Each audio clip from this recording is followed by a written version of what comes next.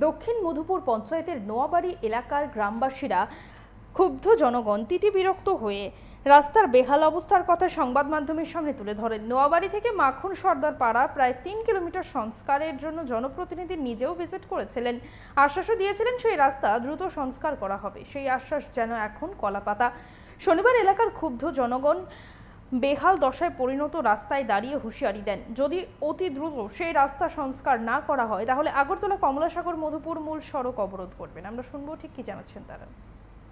রাস্তার সমস্যা, রাস্তা ভাঙা রয়েছে, এরপর দিয়ে যাইতে যাইতে অসুবিধারও, রুগী লইয়া যাইতে অসুবিধারও। এরপর দিয়া আমরা যদি বাজার টাজার গেলে গাড়ি ফোন করলে গাড়ি করে রাস্তা ভাঙা আইতে পারত না।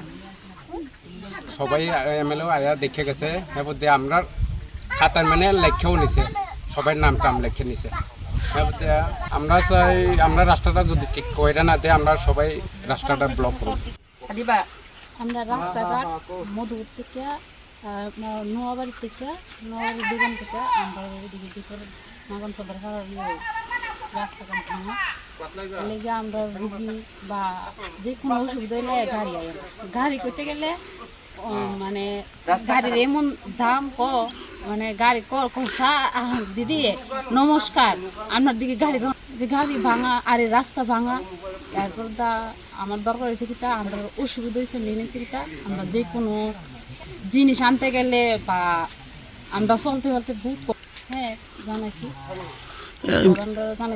তারা রাস্তার সমস্যা, গাড়ি ঘোড়া চলতে অসুবিধা। এরপরে এমএলএরও জানাইছি আমরা রাস্তার লাগিয়া। এরপরে আমরা যদি ওখানে রাস্তা যদি না করে দিই আমরা সবাই আমরা সমস্যা রাস্তার দিকে অসুবিধা। আমরা যে রাস্তা দিন দিন ভাঙিয়া পড়তে আছে, এমএলএ আয়া দেখিয়া গেছে, আগাই আনছে এমএলএ। আমরা গাড়ি একটা আইতে দিলে গাড়ি আইতে পারতে আছে।